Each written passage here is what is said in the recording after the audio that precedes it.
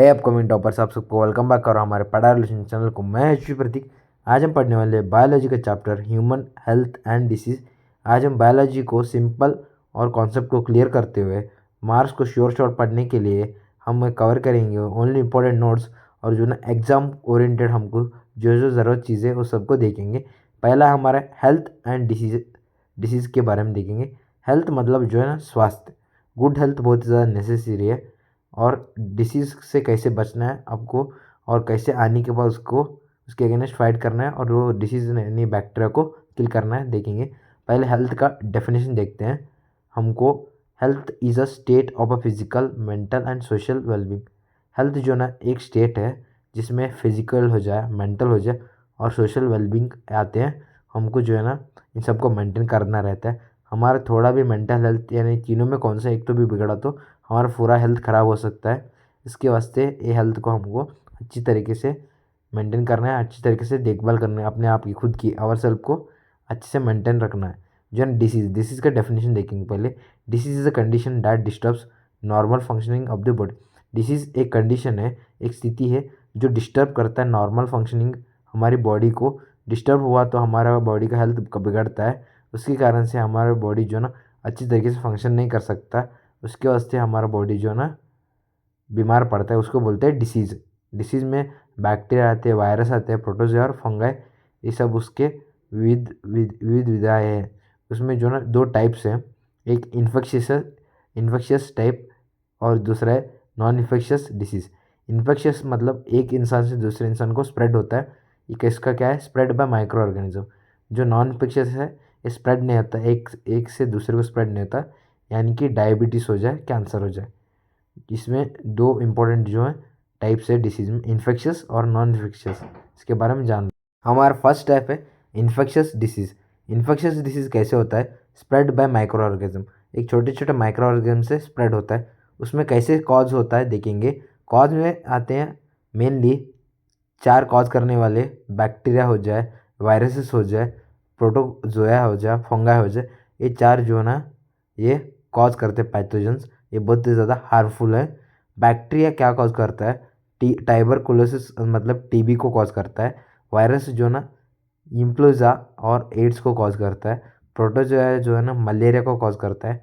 फंगाइस जो है ना रिंग वर्म को कॉज करता है। ये सभी कॉज्ड बाय हुए हैं डिसीजेस के। ये इन्फेक्शियस डिसीज जो है ना माइक्रो ऑर्गेनिज्म से जो है ना डिसीज स्प्रेड करता है, एक इंसान से दूसरे इंसान को डिसीज स्प्रेड होने वाले को बोलते हैं इन्फेक्शियस डिसीज।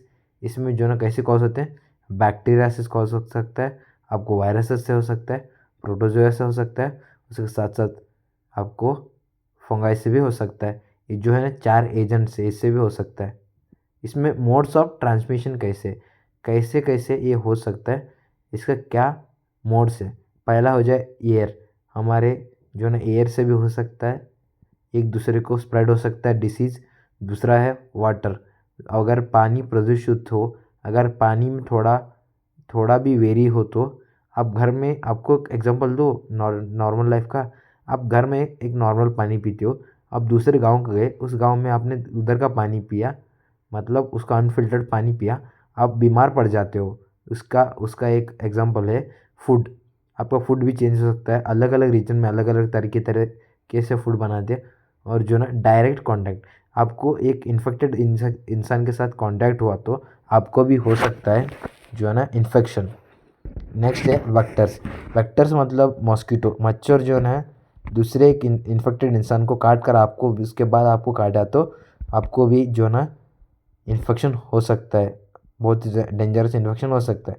इसमें आपको देखेंगे next common diseases and causes. हमको कॉमन डिसीजेस कैसे हैं, कौन से हैं, उसके साथ उसको कैसे कॉज करते हैं। पहला कॉमन डिसीज़ है मलेरिया। मलेरिया हमको कॉज होता है प्लाज्मोडियम से। नेक्स्ट है टाइफाइड। टाइफाइड हमको कॉज होता है सैल्मोनेला से। नेक्स्ट है हमारा एड्स। एड्स किससे कॉज होता है, HIV से कॉज होता है। टाइबरकुलोसिस माइकोबैक्टीरियम से कॉज होता है। ये थे कुछ मोड ऑफ ट्रांसमिशन, उसके साथ साथ कुछ डिसीजेस और उसके कॉजेस ऐसे होते हैं।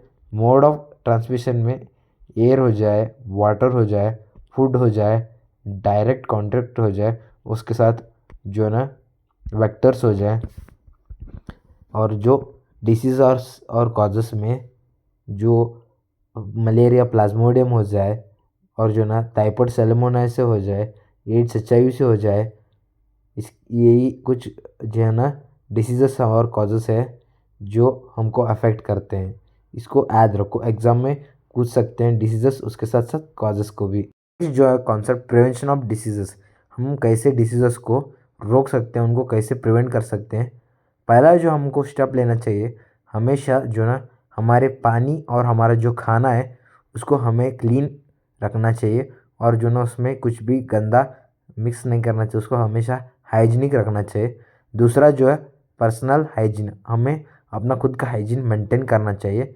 तीसरा जो है वैक्सीनेशन, हमको वैक्सीनेटेड रहना और हमको जो ना समय समय पर रिक्वायर्ड वैक्सीन लेना चाहिए और जो ना प्रॉपर सैनिटाइजेशन रहना चाहिए। खासकर जो हॉस्पिटल में सैनिटाइजेशन रहता है उसकी तरह ही हमारे घर में रोज़ जो है ना हमको साफ़ सफाई रखना चाहिए और हमारे घर में हमको उतना ही नहीं, हम हमारे जो है ना सोसाइटी, हमारी कम्युनिटी सबको भी क्लीन रखना चाहिए हमको।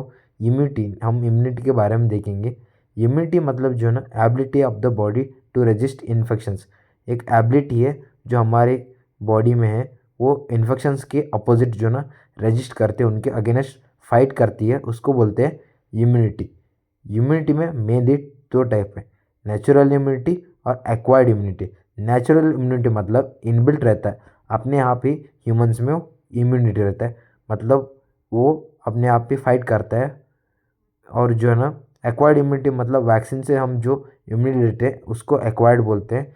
नेचुरल इम्यूनिटी हमको बहुत ही ज़्यादा हेल्पफुल होता है और नेचुरल इम्यूनिटी कौन से भी जो खांसी जुकाम उनके अगेंस्ट भी फाइट करता है और जो ना बड़े बड़े जो डिसीजेस हैं उनके अगेंस्ट भी फाइट करता है।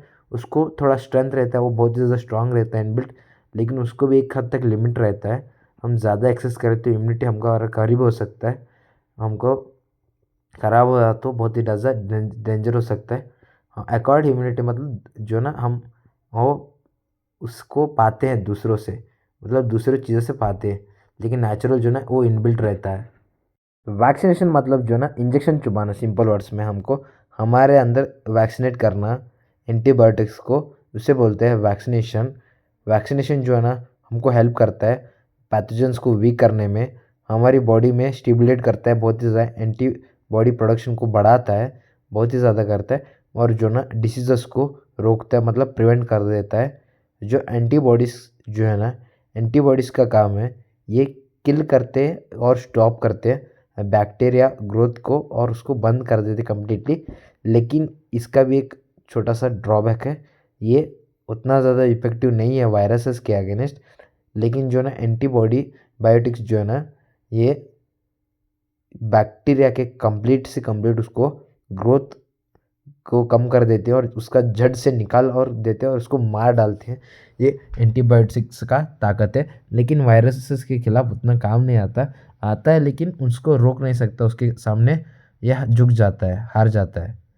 नेक्स्ट जो है ना लाइफस्टाइल डिसीज़, हमारा लाइफस्टाइल जैसा रहता है वैसे ही हम उतना ही हेल्दी रहते हैं। हमारे हेल्दी हैबिट्स रहे तो हमारा लाइफस्टाइल बहुत ही ज़्यादा स्ट्रॉन्ग और हेल्थफुल और हेल्दी रहता है। हमारा लाइफस्टाइल अच्छा नहीं रहा तो अनहेल्दी हैबिट्स से रहा है तो हमें बहुत ज़्यादा सीरियस हमें जो है ना डिसीज़ कॉज हो सकते हैं। डिसीज़ का एग्जांपल है डायबिटीज़ हो सकता है, मतलब शुगर हो सकता है, ओबेसिटी हो सकता है, ज़्यादा वेट गेन बढ़ सकता है। ओबेसिटी से बहुत ज़्यादा सेवरल प्रॉब्लम आते हैं। नेक्स्ट जो है ना हार्ट डिसीज़ आ सकता है, मतलब कार्डियक अटैक भी आ सकता है, मतलब हार्ट अटैक भी हो सकता है।